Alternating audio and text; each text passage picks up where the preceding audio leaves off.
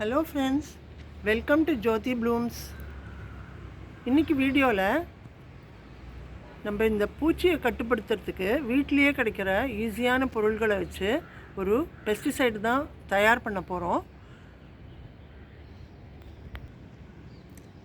நம்ம நிறைய உரம் போட்டு ஆசையாக வளர்க்குற செடிகள்லாம் நிறைய புழுக்களும் பூச்சிகளும் வந்து தாக்கினா இந்த மாதிரி பூக்களோ மொட்டுக்களோ இருக்காதுங்க, எல்லாமே உதிர்ந்து போயிடும்.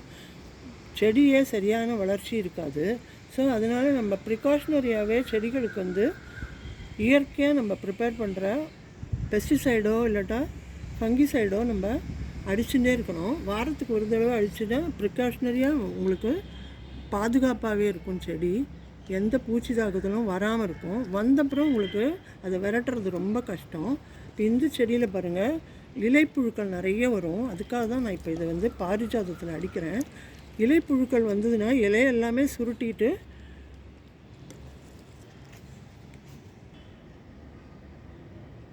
செடி வந்து ரொம்ப வாடி போயிடும்.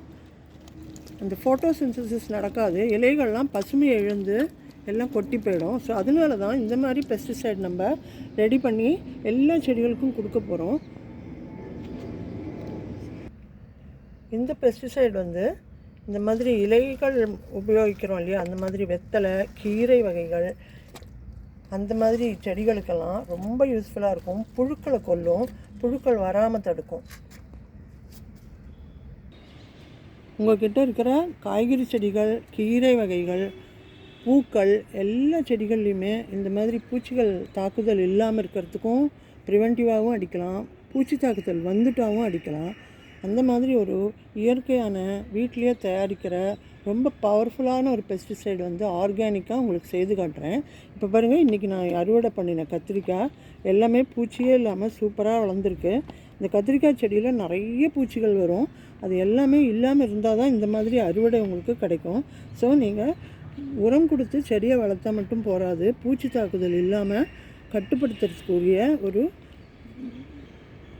பூச்சிக்கொல்லி மருந்து வந்து நீங்கள் வீட்டிலையே தயார் பண்ணி அடிக்கடி வாரத்துக்கு ஒரு தடவை அடித்து விட்டால் எந்த பூச்சியும் இல்லாமல் இந்த மாதிரி அறுவடை உங்களுக்கும் கிடைக்கும். வெண்டைக்காய், கத்திரிக்காய் இன்றைக்கி பறிச்சது பாருங்கள், எவ்வளோ சூப்பராக இருக்குது. இப்போது இந்த பூச்சி விரட்டி நம்ம தயார் பண்ணுறதுக்கு தேவையான பொருட்கள் எடுத்து வச்சுருக்கேன் பாருங்கள். இதில் வந்து ஃபஸ்ட்டு வந்து இஞ்சி எடுத்திருக்கேன்,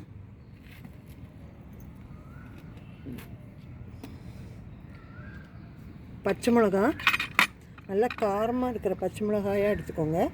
2 அல்லது 4 எடுத்துக்கலாம். ஒரு சின்ன துண்டு இஞ்சி எடுத்துக்கலாம். அது கூடவே ஒரு பெரிய பூண்டு பல், அது நீங்கள் பெருசாக ஒரு பூண்டு பல்லை அப்படியே பிரேக் பண்ணி இந்த மாதிரி வச்சுருக்கேன். இது ஒரு 10 பல் இருக்கும். அதை தவிர பட்டை வேணும். இந்த பட்டை வந்து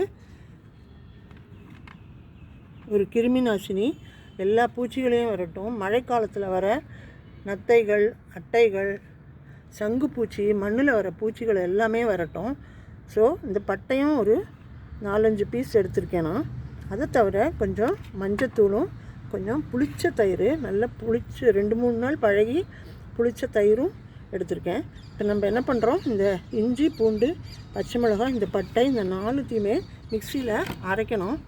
நல்லா நைஸாக பேஸ்ட்டாக அரைச்சிக்கோங்க.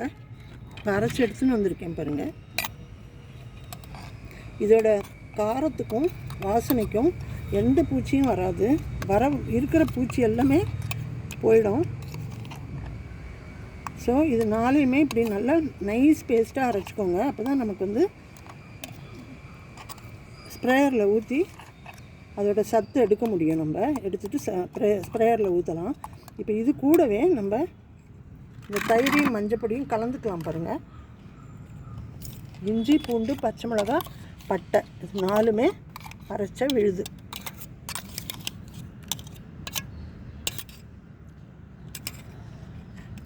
இது கூட இந்த தயிரையும் எடுத்துக்கிறேன். நல்லா புளிச்ச தயிர் ஒரு சின்ன கப் நிறைய எடுத்துருக்கேன். மஞ்சத்தூள் வந்து சின்ன டீஸ்பூனால் 1 டீஸ்பூன் இதுலேயே கலந்துக்கலாம்.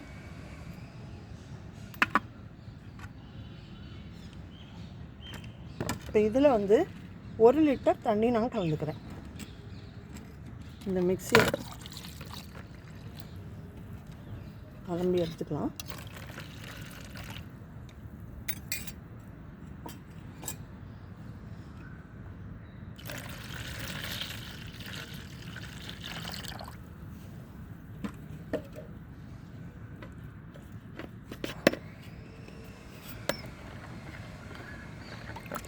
நல்லா கலந்து விடுங்க. கலந்துட்டு இதை நல்லா வடிகட்டிக்கணும்.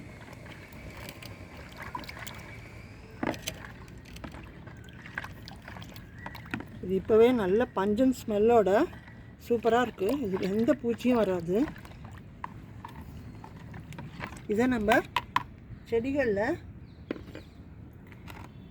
இலைப்பகுதி, இலையோட அடிப்பகுதி, தண்டு பகுதி எல்லாத்துலேயும் அடிக்கலாம். இதில் வந்து 1 லிட்டர் தண்ணியில் வந்து அப்படியே கலந்தது தான். அதுக்கப்புறம் நீங்கள் டைல்யூட் பண்ண தேவையில்லை. அப்படியே டைரெக்டாக நீங்கள் வடிகட்டி ஸ்ப்ரேயரில் ஊற்றிக்கலாம். இப்போ நான் வந்து கார்டன் ஸ்ப்ரேயர் எடுக்கலை. ஏன்னா அதில் என்ன தான் நம்ம வடிகட்டினாலும் இதில் சின்ன சின்ன துகள்கள் வந்து அதில் அடைச்சிக்கும். ஸோ நான் வந்து பாட்டில் ஸ்ப்ரே தான் எடுத்திருக்கேன்.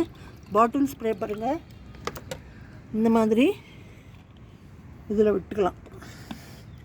இந்த மாதிரி துளைகள் இருக்குது பாருங்கள். பாட்டிலே நீங்கள் துளைகள் போட்டு ஸ்ப்ரேயராக யூஸ் பண்ணிக்கலாம். இது நல்லா ஃபென்டாஸ்டிக்காக ஒர்க் பண்ணும். எல்லா இலைகள்லேயும் தண்டு பகுதியிலையும் அடித்து விட்டுருங்க. அதுக்கப்புறம் பாருங்கள், உங்கள் செடிகள்லாம் பூச்சி தொல்லை இல்லாமல் தழைச்சி வளரும்.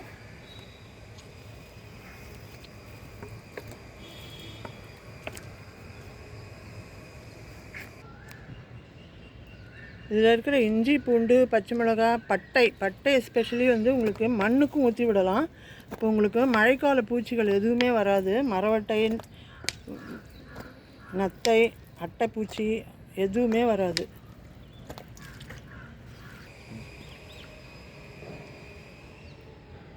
இதை நீங்கள் வாரத்துக்கு ஒரு தடவை சாயங்கால நேரத்தில் செடிகளோட இலைகள் அடியில், தண்டு பகுதியில் எல்லாம் ஸ்ப்ரே பண்ணி விடுங்க.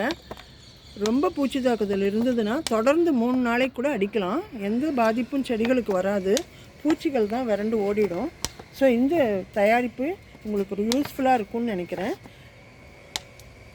அடுத்த வீடியோவில் உங்களை இன்னொரு இன்ஃபர்மேஷனோட சந்திக்கிறேன். தேங்க்யூ.